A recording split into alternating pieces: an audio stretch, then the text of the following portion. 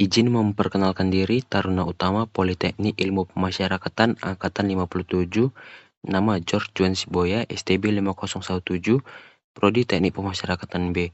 Di sini saya akan memaparkan beberapa materi dari mata kuliah kepemimpinan. Adapun materi yang akan saya paparkan ialah sebagai berikut. Yang pertama, kecerdasan intelektual, emosional, dan spiritual. Yang kedua, integritas dan kredibilitas. Yang ketiga, komitmen, kompetensi, dan disiplin. Yang keempat, aspek kepribadian. Yang kelima, aspek pengetahuan. Dan yang keenam, aspek pengalaman. Kecerdasan intelektual, emosional, dan spiritual adalah 3 aspek penting dalam perkembangan manusia yang berperan dalam membentuk pola pikir, perilaku, dan hubungan dengan orang lain.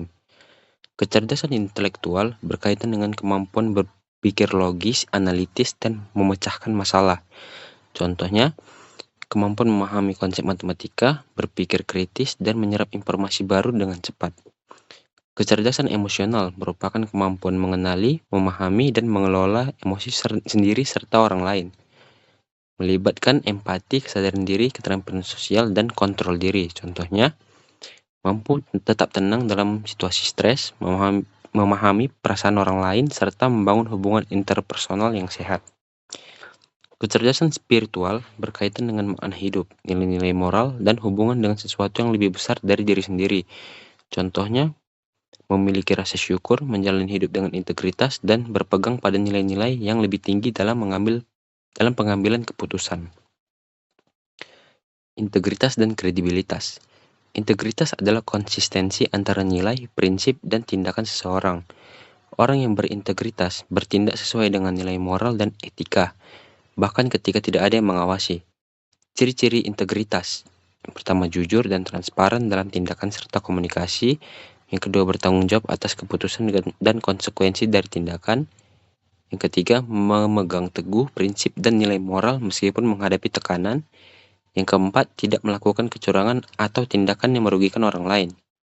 Contohnya seperti seorang pemimpin yang tidak menyalahgunakan wewenangnya meskipun memiliki kesempatan. Kredibilitas adalah tingkat kepercayaan yang diberikan orang lain kepada seseorang berdasarkan reputasi, kompetensi, dan konsistensi dalam bertindak. Ciri-ciri kredibilitas. Yang pertama, memiliki keahlian dan pengetahuan yang diakui dalam bidangnya. Yang kedua, konsisten dalam berbicara dan bertindak sesuai dengan fakta. Yang ketiga, dapat diandalkan dalam memenuhi janji dan tanggung jawab. Dan yang keempat, memiliki rekam jejak yang baik dalam bersikap profesional dan etis. Contohnya seperti seorang pakar yang pendapatnya dihormati karena didukung oleh data dan pengalaman. Hubungan integritas dan kredibilitas. Integritas adalah dasar dari kredibilitas. Tanpa integritas, kredibilitas seseorang atau organisasi akan runtuh. Orang yang berintegritas tinggi akan lebih mudah membangun kredibilitas karena mereka dipercaya untuk bertindak. Komitmen, kompetensi, dan disiplin.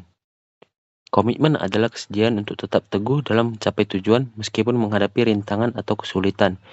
Contoh seperti seorang atlet yang tetap berlatih keras meskipun mengalami kegagalan. Kompetensi adalah kemampuan, keterampilan, dan pengetahuan yang dimiliki seseorang untuk menjalankan tugas atau pekerjaan dengan baik. Contohnya seperti seorang programmer yang selalu belajar teknologi baru agar tetap relevan di industri. Disiplin. Disiplin adalah kemampuan untuk mengontrol diri, menaati aturan, dan menjalankan tugas dengan penuh tanggung jawab. Contohnya seperti seorang mahasiswa yang selalu mengerjakan tugas tepat waktu dan tidak menunda belajar. Aspek kepribadian. Aspek kepribadian mencerminkan bagaimana seseorang berpikir, merasa, dan berperilaku dalam berbagai situasi. Kepribadian dipengaruhi oleh faktor genetik, lingkungan, dan pengalaman hidup.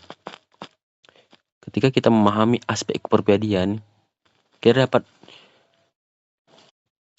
mengenali potensi dan kelemahan diri, memilih karir yang sesuai dengan kepribadian, membangun hubungan interpersonal yang lebih baik, meningkatkan pengelolaan emosi dan kesejahteraan mental.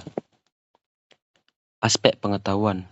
Pengetahuan mencerminkan pemahaman seseorang terhadap suatu bidang berdasarkan pengalaman, pembelajaran, dan informasi yang diperoleh.